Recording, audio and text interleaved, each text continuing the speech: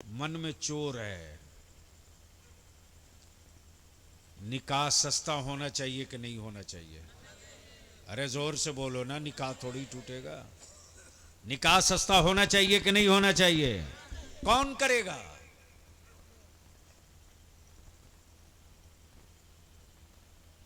बगैर डीजे के मियां के बेटे की बारात आजकल नहीं जा रही है। सिवान में भी बहुत जल्द ईद बात की तारीख तय करेंगे। और ये सिर्फ जलसा नहीं हो रहा, हर गांव से 10-10, 20-20 नौजवान इकट्ठा कर रहा हूं।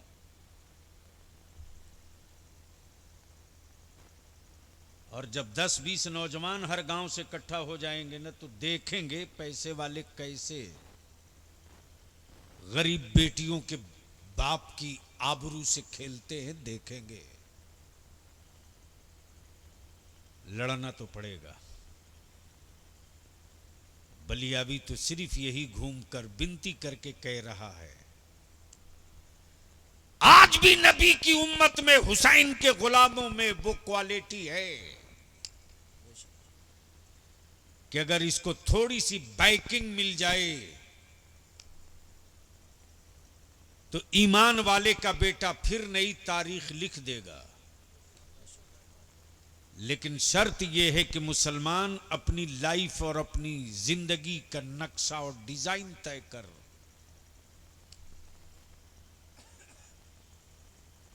कहते तो सभी हैं कि जहेज खत्म होना चाहिए, लेकिन आगे कोई नहीं आता है। और मेरा अपना मानना है कि जिस दिन हमारी कौम के पैसे वाले मालदार कमर कस लेंगे कि हम जहेज को अपने इलाके में दफन कर देंगे, उस दिन याद रखना, गरीब के घर बेटी पैदा होगी तो मां मातम नहीं करेगी, बल्कि मां शुक्राने का सजदा करेगी, बाप लड्डू बांटेगा। इसलिए कि बेटी बोझ नहीं होगी।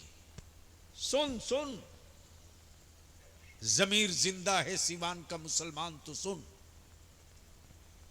इसी 2021 और 22 में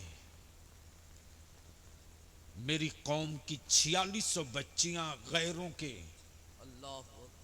शिकार हो गई। मौलाना, मेरे अल्लाह का फजल है, बलियावी को मेरे रब ने गौसे आजम के करम से बहुत कुछ दिया। लेकिन एमपी रहते हुए जब किराए के मकान में दुनिया देखती थी ना, तो एक बार जरूर पूछती थी कि ये करते क्या हैं। मौलाना, उस पीरियड में मुझे खत मिला है, बैरन खत था।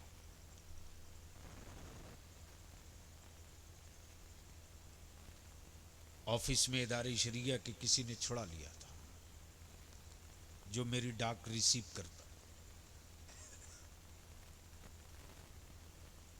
उसकी मोहर नहीं पड़ी जा रही थी, सिर्फ कोड पढ़ा जा रहा था, जो मोहर मारते हैं सब। ऊपर में सिर्फ लिखा था केवल बलियावी। पढ़ने के बाद बलियावी के पैर से जमीन खसक गई। सुन, उस बच्ची ने खत में लिखा था कि मैं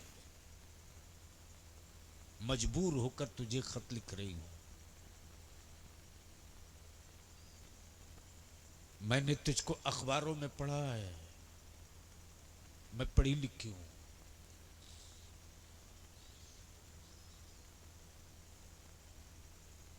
मेरा बाप रिक्शा चलाता था,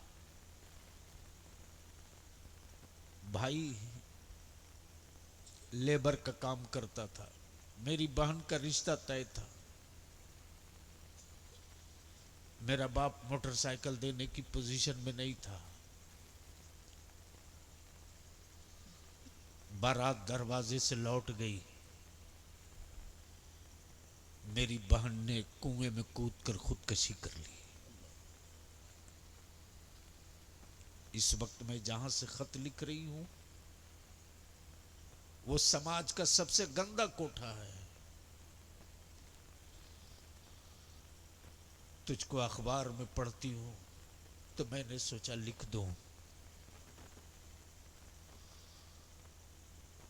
वो रात बलियावी के लिए कयामत सुगरा की रात थी। मौलाना मैं खुद पहुंचा पोस्ट ऑफिस। मैंने कहा कोड पढ़ के बता ये खत कहां से चला है। शहर का नाम पता करने के बाद मैं इसकी परवाह तेरा बलियावी नहीं किया कि दुनिया क्या कहेगी। जिसको जो कहना है कह ले।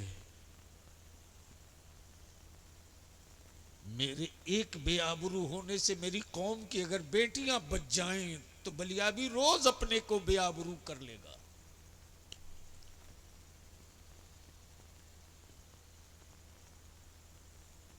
वो दर्द भरी कहानी है। कहां हुआ? सिवान में कोठी बिल्डिंग हवेली सब है।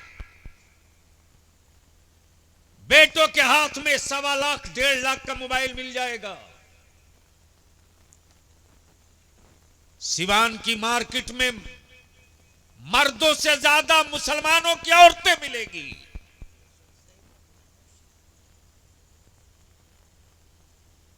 आखिर हम कहां जा रहे हैं? हमारी नस्लें किधर जाएंगी? कौन बचाएगा? जब रिजल्ट आता है यूपीएससी का बीपीएससी का तो बलियावी की आंखें ढूंढती है। मेरे अल्लाह ने सिवान में गरीबी कम की है। हमारे बच्चे जरूर इसमें होंगे। मौलाना पन्ने का पन्ना पलट जाइए तो हमारे बच्चे सिवान के नहीं मिलते, गोपालगंज के नहीं मिलते। क्यों? यह गंदा पानी कहां से आ रहा है? बचा सकते हो मुसलमानों तो घर की इज्जत, खानदान की आबरू, मेरी बेटियों की इज्जत बचा लो। रात को 12 बजे 1 बजे 2 बजे तक मुसलमान के बेटे मोबाइल के डब्बे में उलझे हुए हैं। आवारगी की सारी हदें पार हो रही हैं। रात को 2 बजे 2:30 बजे तक बेटियां मोबाइल के डब्बे में से लिपटी हुई हैं। किसी के बाप की औकात नहीं जो अपने बेटे का मोबाइल चेक कर सके। किसी की मां की हैसियत नहीं जो अपनी बेटी का मोबाइल चेक कर सके। एक बहुत बड़ी प्लानिंग के साथ फाइनेंसर खड़ा है सर पर, सिर्फ इस काम के लिए खड़ा है कि मुसलमानों की बेटियों को आवारा बना दो ताकि उसकी कोख से फिर कोई अब्दुल्ला न पैदा होने पावे। पैदा हो तो कोई और पैदा हो। आप यहां खड़े हो, फैसला कर लो कि तुम अपनी नस्लों की हिफाजत कैसे करोगे। अरे शुक्र कर ये मेरा आलिम है ना, अपनी आंखों से देखा है मौलाना। मेरा आलिम ऐसा आलिम मैंने देखा है ना कि मजदूरी का पैसा बचाने के लिए मेरा आलिम शेरवानी खोलकर, गंजी पहनकर, लुंगी पहनकर एक मजदूर की जगह सीमेंट की बोरी पीठ पे उठाता है। न जाने कितने ताना सुनता है, फिर भी मेरा आलिम अपनी कौम के लोगों को बद्दुआ नहीं करता। मेरा आलिम हर ताना सुनने के बाद भी अगर खबर मिल जाए कि फला साहब के वालिद जांकनी के आलम में हैं, मर्ग बिस्तर पर हैं, तो मेरा आलिम पहुंचकर सूरह यासीन की तिलावत शुरू कर देता है। अब इससे बेसी क्या चाहते हो आप? क्या चाहते हो? मेरे अजीज, इस वक्त पूरी दुनिया में रिसर्च चल रहा है। रोक लो इस्लाम को, रोक लो नबी वालों को, रोक लो कुरान को, रोक लो इस्लाम की पाकीज़गी को। लेकिन याद रखना, आसमान के नीचे जमीन, आसमान के नीचे सीने, जमीन की छाती पर अगर एक भी हुसैन वाला सलामत रहेगा तो न कुरान की रिफात को लूटने देगा, न इस्लाम की हुर्मत को लूटने देगा। इसलिए पूरी दुनिया रिसर्च करने के बाद इस नतीजे पर आई है। अमेरिका में इसी पर डिबेट हो रहा था कि कई लाख करोड़ डॉलर का बजट था इंडिया का। जंगलों के रहने वाले गले में सलीब लटका दिए, छप्पर से में रहने वाले अब्दुल्ला का बेटा क्यों नहीं लटका सका? तो इसी भारत में एक लेडीज थी, एक खातून थी, एक महिला थी कोलकाता में, जिसका नाम मदर टेरेसा है। उसने व्हाइट हाउस में एक सतर एक लाइन की रिपोर्ट दी इंडिया की कि भारत के मुसलमानों की गरीबी और मफलूकुल हाली आप दूर करके उनका मजहब नहीं बदल सकते, उनका धर्म नहीं बदल सकते। हिंदुस्तान में जब तक मदरसे जिंदा रहेंगे, इस्लाम को कोई माई कलाल खत्म नहीं कर पाएगा। तब टेंडर दिया गया है कि मदरसों को बदनाम करो। लेकिन इदारे शरिया की तहरीक बेदारी में जब निकल पड़ा है बलियावी, तो इंची टेप से नाप के एक एक चीज का हिसाब ले रहा हूं। मुझे मालूम है कि इनके जुल्म के पंजे में कितनी ताकत है। मुझे ये भी पता है कि मेरे गौसे आजम के दस्ते अता में कितनी कुव्वत है। तब मेरे आला हजरत ने यही तो अकीदा पिलाया, वो क्या दबे जिस पे हिमायत का हो पंजा तेरा, शेर को खतरे में लाता नहीं कुत्ता तेरा, शेर को खतरे में लाता नहीं कुत्ता तेरा। लेकिन थोड़ी सी हम अपने उलमा से भी विनती करके हाथ जोड़ के अपील करेंगे। हजरत कल तक मदरसे इतने नहीं थे, लेकिन गांव में मकतब था, मकतब। बोलिए सही बात है कि गलत बात है? अरे कुछ तो बोलिए, जोर से बोल दीजिए। मकतब था ना मौलाना? मकतब भी मस्जिद में चलता था, और दिन भर नहीं, सुबह से लेकर 8 बजे तक, 7 बजे तक, 9 बजे तक। मैं तो ढूंढ रहा हूं उन पुरानी चीजों को। आज से 30 साल, 35 साल, 40 साल, 50 साल, 60 साल पहले जो लोग गांव के मकतब में पढ़कर डॉक्टर बने, इंजीनियर बने, जज बने, प्रोफेसर बने, एग्रीकल्चर के मजिस्ट्रेट बने, जो बने बने, लेकिन पहले के मकतब के पढ़े हुए लोगों पर न कोई बदअकीदा अपना रंग चढ़ा सका, न कोई बदमजहब अपना रंग चढ़ा सका। यह मकतब का चमत्कार था। तब डॉक्टर इकबाल ने मदरसे का तस्करा नहीं किया, मकतब का किया है, मकतब का तस्करा किया। अब तो अल्हम्दुलिल्लाह मदरसों में एसी भी है, कूलर भी है, फ्रिज भी है, ग्रेनाइट भी है, टाइल्स भी है, मार्बल भी है, पंखा भी है, लाइट भी है, सब है। फिर क्यों नहीं रूह पलट रही है पुरानी वाली? इसलिए हम विनती करके आप लोगों से कहेंगे, जितनी अच्छी इमारत है और जितनी बड़ी आबादी है, इस पर थोड़ी सी आपकी तवज्जो हो जाए ना, तो नतीजा 3 साल के बाद दिखाई देगा। 3 साल के बाद, 3 दिन नहीं, 3 साल के बाद अब 5 साल लगते लगते रिजल्ट और नतीजा बोलने लगेगा। बस इतनी सी मेहरबानी कर दीजिए कि जो बच्चे हमारे स्कूल जा रहे हैं, कॉलेजेस जा रहे हैं, उनके टाइमिंग को देखते हुए उनके लिए अलग से क्लास का इंतजाम कर दिया जाए। अगर उन बच्चों को 4 बजे फुर्सत है तो हमारा मुदर्रिस 4 ही बजे पढ़ा लेगा। अगर मगरिब बाद उनको फुर्सत है तो मेरा मुदर्रिस मगरिब बाद ही पढ़ा लेगा, ताकि उस पर जब मजहब का रंग चढ़ गया रहेगा तो दुनिया में फिर कोई माई का लाल उस पर कुफ्र का रंग नहीं चढ़ा पाएगा।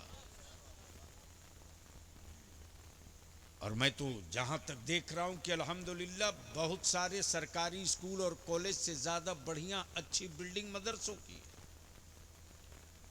और इदारे शरिया सामी ईद बाद ये मुहिम लेकर चल पड़े, मुंतखब कर रहे हैं मदरसों की बिल्डिंग और इमारत और आबादी। चूंकि सारे रूम का इस्तेमाल 24 घंटा नहीं है,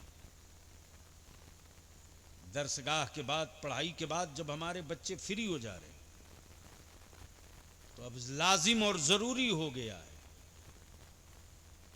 कि अब हम क्यों नहीं कोचिंग का इंतजाम उन्हीं मदरसों की इमारत में कर लें, ताकि कम पैसे में अच्छी तालीम, मजहब की तालीम के साथ हमारे बच्चे एग्जाम की तैयारी भी कर सकें। लड़ाई का मैदान बदल चुका है, इसलिए ये मेरी कड़वी बातें हैं। मत 3 टाइम खाइए, 2 टाइम खाइए, मत अच्छा मकान बनाइए, रहने दीजिए टूटी खाट पे,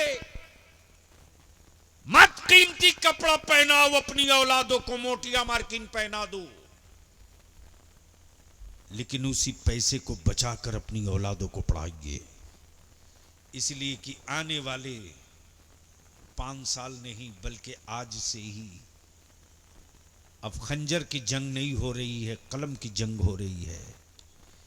जिनके बेटों के हाथ में कलम होगा, फतह का झंडा उसी के हाथ में होगा, और जिनके बेटों के हाथ कलम से खाली होंगे, याद रखिएगा उसके माथे पर शिकस्त लिख दिया जाएगा, जीत का कभी तुगरा नहीं सटेगा। इसलिए मेरे अजीज, निकाह को सस्ता कीजिए। आने वाले दिनों में अपने मदरसों को और मजबूत बनाइए। देखिए, जब तक ये मदरसे बाकी रहेंगे तब तक भारत में इस्लाम की अजमतों का झंडा कोई नहीं झुका पाएगा। अल्लाह तबारक व तआला अमल खैर की तौफीक रफ़ीक अता फरमाए। आप इत्मीनान से अपनी जगह बैठेंगे। अभी तो शहबाज बाबू हमारे शुरू भी नहीं हुए, शहबाज तो अभी शुरू भी नहीं हुए, चूँकि इनको मालूम है कि बलियावी की क्या मसरूफियत है। सुबह आज 22 दिन हो गए बलियावी को 3 घंटा सोए हुए, 22 दिन। कल सुबह फिर सवेरे निकल के भागूंगा रांची, शाम को रांची में मीटिंग है, फिर रात को दस्तारबंदी है, फिर रात ही को वापस भागेंगे। यानी 29 शाबान तक रात और दिन दौड़ने ही दौड़ना है। बस एक आखिरी बात सुन लीजिए, उससे पहले मोहब्बत से बोल दीजिए सुभान अल्लाह। धीरे बोल रहे इसलिए मेरा भी मूड नहीं लग रहा है। अरे बोल दो जोर से, तवज्जो चाहूंगा अहले स्टेज का। हजरत, आप हाफिज कितना दिनों में बना देते? 3 साल 4 साल। जाहिर सी बात है, अगर ज़हीन है तो 2.5 साल में कर लेगा, उससे भी ज़्यादा फास्ट हो तो 2 साल में कर लेगा, उससे भी ज़्यादा ज़हीन हो तो 6 महीने में कर लेगा, और कोई आला हजरत हो तो 28 दिनों में कर लेगा। अब जहन को थोड़ा करीब कर लो। बरेली शरीफ के आगे एक जगह है रामपुर। कौन सी जगह? नाम लेने से कुछ गलत नहीं होगा। कौन सी जगह? रामपुर। रामपुर में एक बुजुर्ग हजरत जमालुल औलिया हाफिज जमालुद्दीन नक्शबंदी। सुभान अल्लाह। ये बोलने की जगह है, अरे जोर से बोल दो। ऐसा मजमा हमको कई साल के बाद मिला।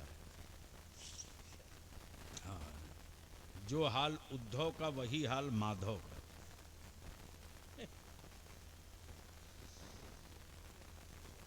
अब आप बताओ मड़कन के मुसलमानों, मुहर्रम के कई तारीख से तरावी शुरू होती है?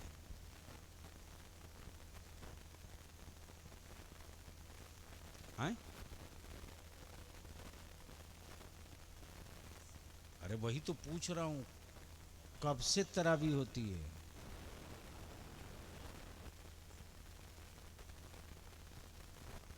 यानी अभी भी कंफ्यूज हैं आप? अरे तरावी कब से होला? रमजान से। रमजान आवे में अभी कितना टाइम बचा है?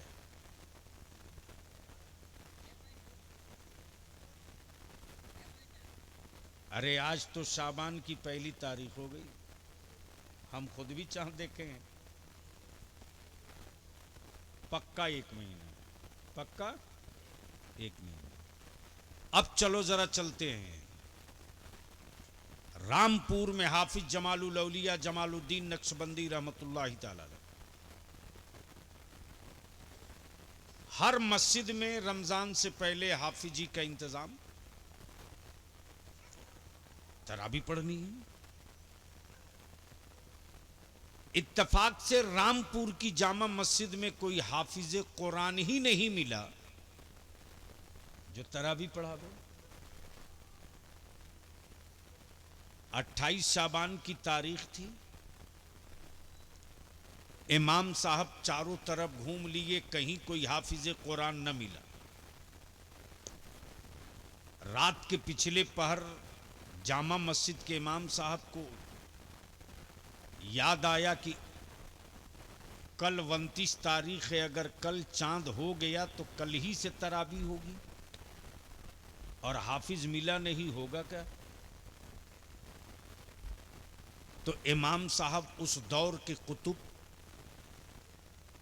हजरत हाफिज जमालुद्दीन जमालुल औलिया रहमतुल्लाह अलैह की बारगाह में हाजिर हो गए। बोल पड़े, हुजूर कल 29 शाबान है, चांद होगा तो तरावी होगी और अब तक हाफिज का इंतजाम नहीं हुआ, होगा क्या? जमालुल औलिया ने थोड़ी देर निगाहें नीची की और उसके बाद मुस्कुराकर फरमाया, मौलाना जा। क्या कहा? जा, कल तरावी नहीं होगी, जा। बोल दो भाई, अरे बोल न जोर से, तवज्जो चाहो। क्या कहा? कल तरावी नहीं होगी, जा। जमालुल इमाम साहब बोल पड़े, हजरत कल 29 शाबान है, चांद होगा तो होगी। जमालुल औलिया फरमाते, कहा ना मौलाना तू जा। अरे इतनी देर से यही तो मैं देख रहा था कि कल चांद निकलेगा कि नहीं निकलेगा। नहीं होगी कल, जा। इमाम साहब वापस लौट गए। चारों तरफ से लोगों ने चांद देखने की कोशिश की, कहीं कोई चांद न दिखाई दिया। जब निकले तब न दिखे।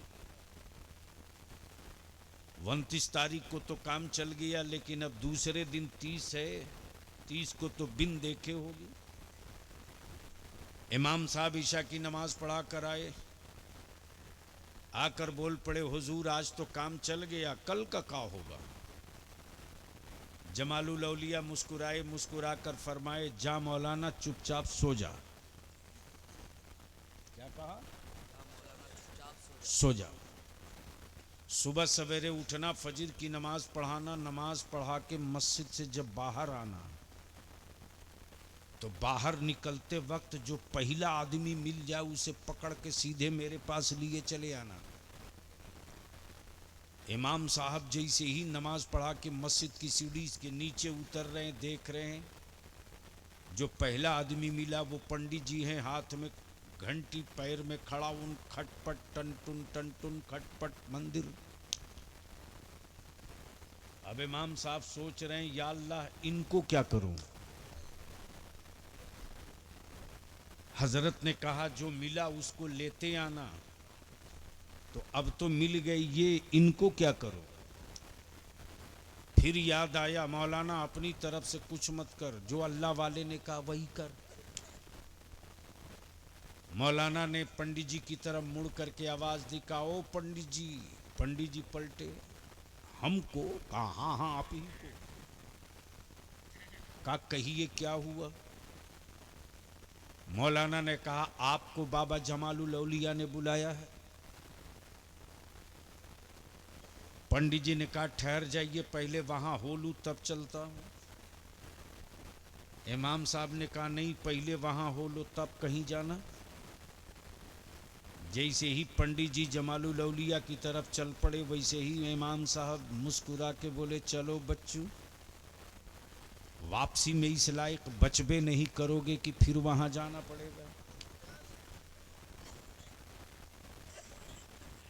जैसे ही पंडित जी पहुंच गए, जमालुल औलिया देखकर मुस्कुराए, मुस्कुराकर फरमाए, पंडित जी आ गए? कहाँ हा हुजूर आ गया। जमालुल औलिया फरमाते, पंडित जी देख, आज से तरावी होगी, कोई हाफिज कुरान नहीं मिला। मैं चाहता हूं इमसाल तरावी तुम ही पढ़ा दो। इमसाल तरावी। पंडित जी बोल पड़े, हुजूर मुझको तो कलमा भी याद नहीं, 30 पारा कहां से पढ़ाऊंगा। जमालुल औलिया मुस्कुरा कर फरमाए, पंडित जी घबरा मत, हिम्मत करना तेरा काम है, पढ़ाने के लायक बनाना मेरा काम है।